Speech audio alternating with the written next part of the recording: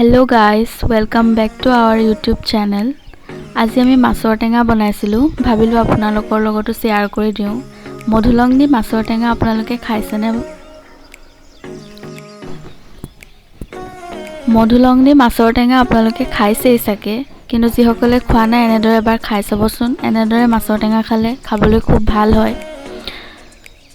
আমি ভাঙন মাছ লৈছো এই মাছখিনি আমি কাটি আছো ভালদৰে বাছি লৈছো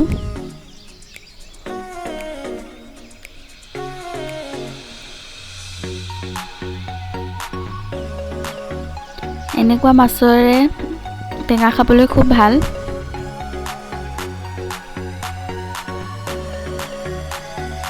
আমি মাছখিনি কাটি লৈ ৰেপি দিছো যাতে মছলাখিনি ভালদৰে সোমাই যায়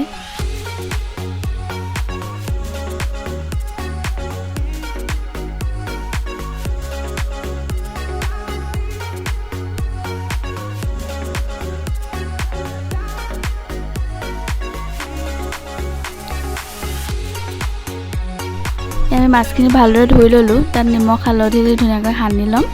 সানি ফ্ৰাই কৰি লম ইমান বেছি ফ্ৰাই নকৰিলেও হ'ব যেহেতু আমি মাছৰ টেঙা বনাম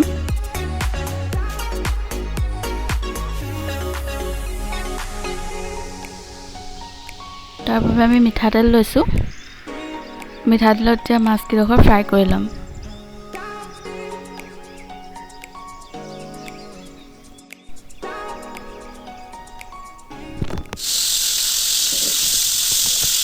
ইয়া এনেদৰে ৰঙা হৈ গলে আমাৰ ফ্ৰাই হৈ যাব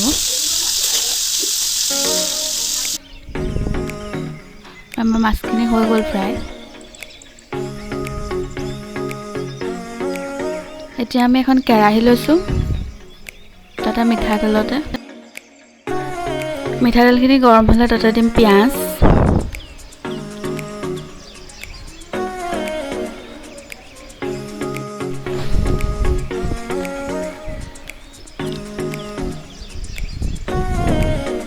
পিয়াজখিনি অকমান ভাজি লৈছো তাতে আদা নহৰু পেষ্ট দিছো নিমখ হালধি দিম আপোনালোকে নিজৰ আন্দাজ অনুসৰি দিব নিমখ হালধি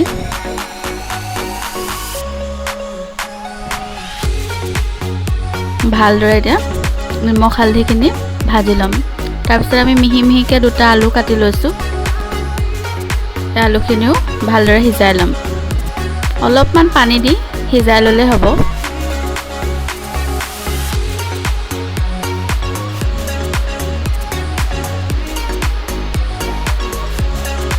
আমাৰ আলুখিনি সিজিছে তাতে আমি কাটি লোৱা মধুলংখিনি দি দিছো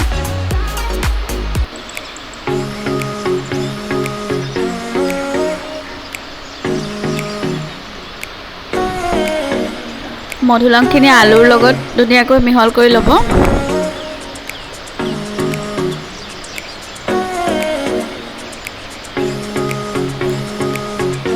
অলপমান পানী দিছো যেহেতু আমি মাছৰ জোল খাম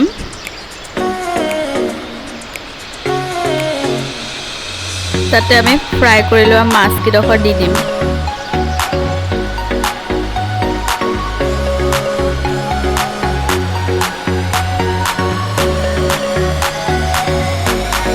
অলপমান উতলাই দিলে মাছৰ টেঙা ৰেডি হৈ যাব এয়া আমাৰ হৈয়ে গৈছে এয়া মাছৰ টেঙা ৰেডি হৈ গ'ল দেখিবলৈ যিমান ধুনীয়া হৈছে খাবলৈ খুব সোৱাদ মধুলং দি এবাৰ মাছৰ টেঙা খাই চাবচোন আৰু খাই যদি ভাল পায় তেতিয়াহ'লে কমেণ্ট কৰি জনাব